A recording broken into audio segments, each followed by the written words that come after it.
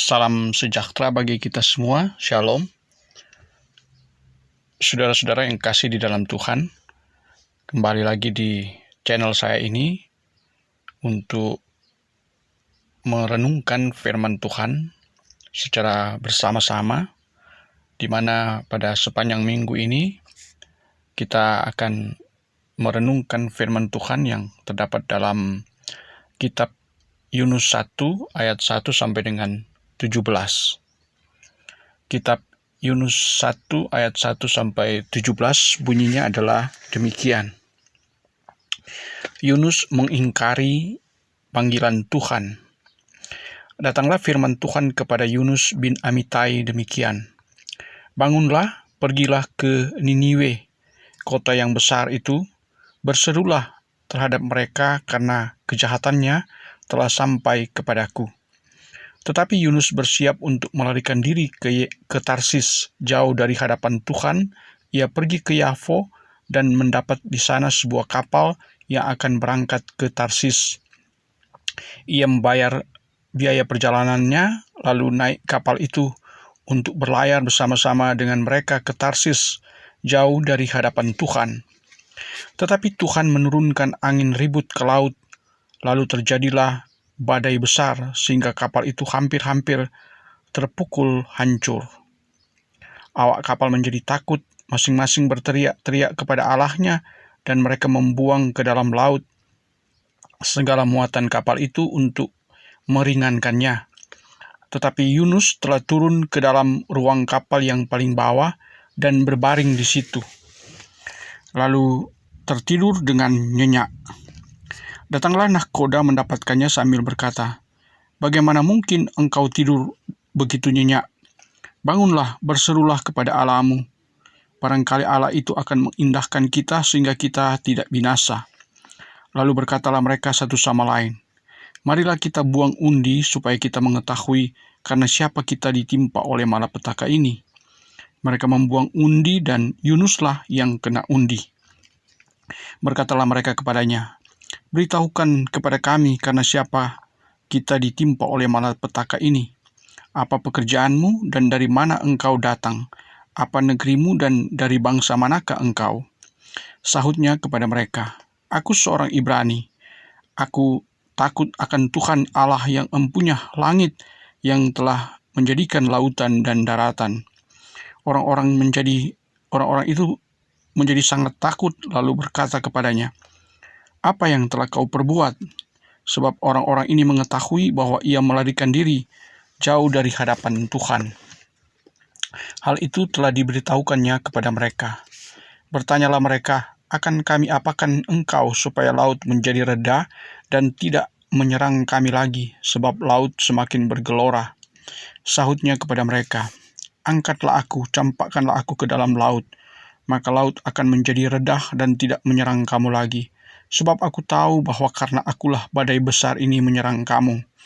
Lalu berdayunglah orang-orang itu dengan sekuat tenaga untuk membawa kapal itu kembali ke darat. Tetapi mereka tidak sanggup, sebab laut semakin bergelora menyerang mereka. Lalu berserulah mereka kepada Tuhan, katanya, "Ya Tuhan, janganlah kiranya engkau biarkan kami binasa karena nyawa orang ini, dan janganlah engkau tanggungkan kepada kami darah orang yang tidak bersalah, sebab engkau Tuhan telah berbuat seperti yang engkau kehendaki." Kemudian mereka mengangkat Yunus, lalu mencampakkannya ke dalam laut, dan laut berhenti mengamuk. Orang-orang itu menjadi sangat takut kepada Tuhan, lalu mempersembahkan korban sembelihan bagi Tuhan, serta mengikrarkan nasar. Maka atas penentuan Tuhan datanglah seekor ikan besar yang menelan Yunus, dan Yunus tinggal di dalam perut ikan itu 3 hari 3 malam lamanya. Demikianlah firman Tuhan, dan tema perenungan kita pada minggu ini adalah pembentukan integritas kehambaan. Saudara yang kekasih di dalam Tuhan, kitab Yunus merupakan kitab yang sangat populer, baik di kalangan anak-anak sekolah minggu dan juga kepada seluruh umat Kristen. Bahkan Nabi Yunus pun dikenal di dalam ajaran umat Muslim.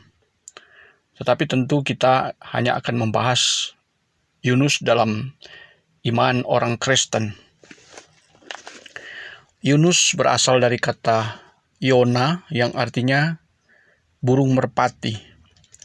Dia adalah anak dari Amitai. Yunus berasal dari sebuah tempat yang bernama Gath-Hefer, yaitu suatu kota yang berjarak sekitar 5 km arah utara dari kota Nazaret. Dalam pembacaan tadi kita membaca bahwa Yunus dipanggil Tuhan, tapi dia mengingkari panggilan Tuhan. Dan Yunus sendiri adalah seorang nabi yang bertugas dalam kenabiannya sekitar tahun 793 sampai dengan 753, yaitu di saat Raja Yerobeam memerintah di Israel. Apa yang kita baca dari kitab Yunus yang dipanggil Tuhan ini adalah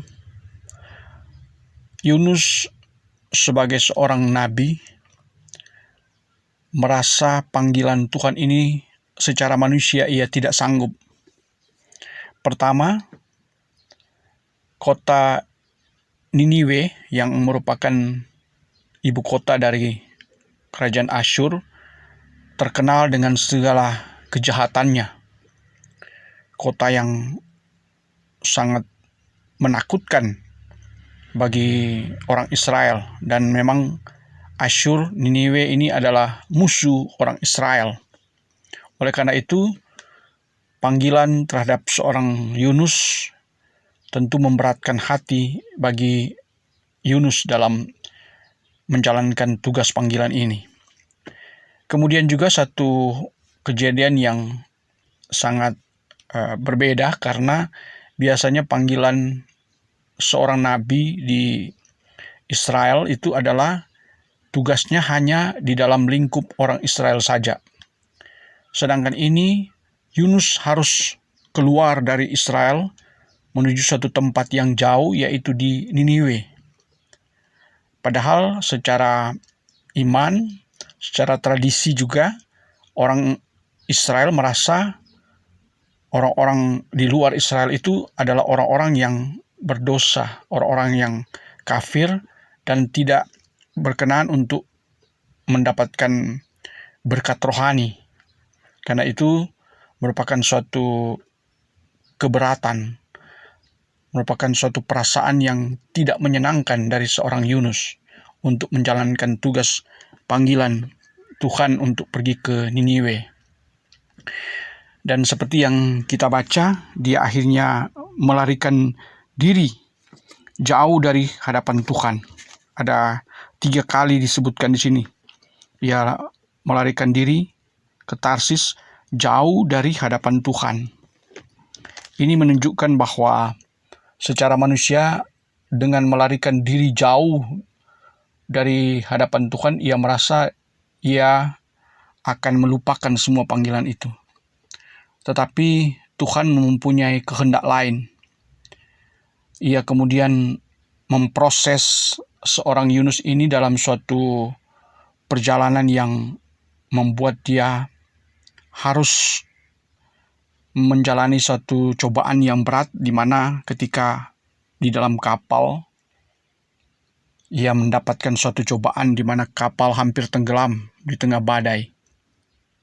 Dan dia sendiri menyadari bahwa kejadian ini adalah disebabkan oleh perbuatannya melarikan diri dari Tuhan.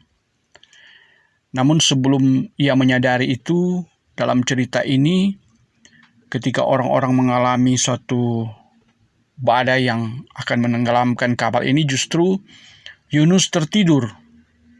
Ini suatu kejadian yang kontradiksi.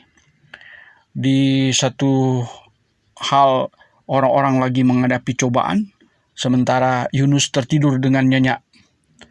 Ini kadang-kadang juga banyak terjadi dalam lingkup kehidupan kita, di mana ketika ada orang-orang mengalami cobaan, mengalami tantangan, orang-orang lain justru hanya tidur lelap, tidak peduli dengan keadaan yang ada di lingkungannya. Kemudian kita melihat bahwa apa yang dialami oleh Yunus kemudian ia kena undi.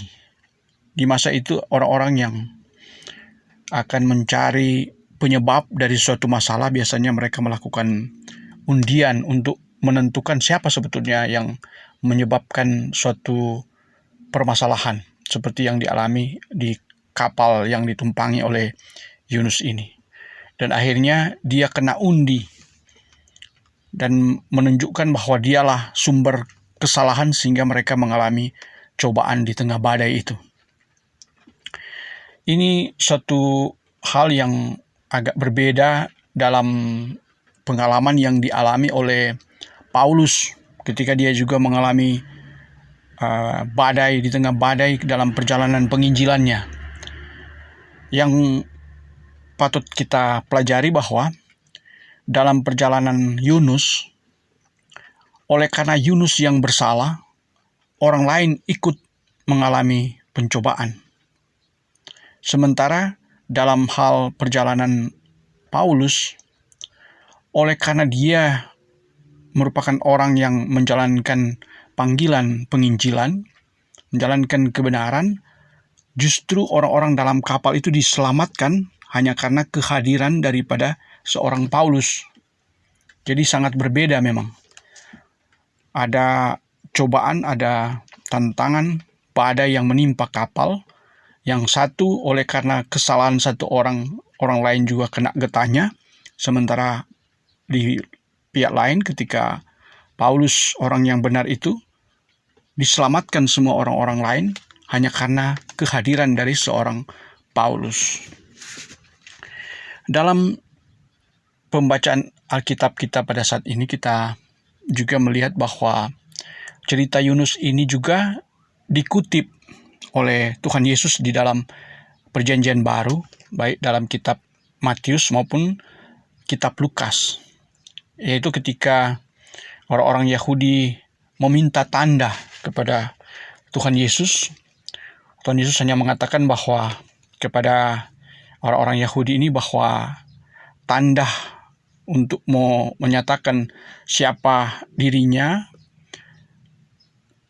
tanda untuk menyatakan kemesiasannya, dia hanya mengatakan tentang tanda Yunus, di mana analoginya yaitu tentang kematian dan kebangkitan Tuhan Yesus sendiri. Ia mengatakan bahwa sebagaimana Yunus berada dalam perut ikan selama 3 hari, dan kemudian ia diselamatkan lewat suatu perjalanan kehidupan di mana ia dimuntahkan dari ikan yang besar. Dan seperti itulah yang akan dialami oleh Tuhan Yesus ketika ia menjalani masa penyalipan, di mana dia akan mati, dikuburkan selama 3 hari, dan pada hari yang ketiga bangkit pula. Dan itulah tanda Yunus yang disampaikan oleh Tuhan Yesus. Jadi apa yang dialami oleh Yunus ini menjadi suatu tanda bagi Yesus yang mengalami kematian dan kebangkitan. Kembali pada cerita Yunus ini. Dalam cerita Yunus ini yang juga kita bisa ambil bahwa dalam panggilan kita sebagai pelayan Tuhan, banyak kali kita hanya ingin melayani di suatu tempat yang kita rasa enak. Sebagaimana yang juga sering kita dengar bahwa dalam penempatan seorang pendeta, seringkali banyak sekali pertimbangan-pertimbangan dari pendeta tersebut. Dan ada segelintir cerita, banyak pendeta-pendeta juga yang hanya menginginkan suatu tempat yang menurut dia mengenakkan. Sehingga terkadang banyak warga jemaat yang membutuhkan pelayanan tidak mendapatkan pelayanan secara maksimal, karena banyak pendeta-pendeta yang hanya ingin melayani di tempat yang basah.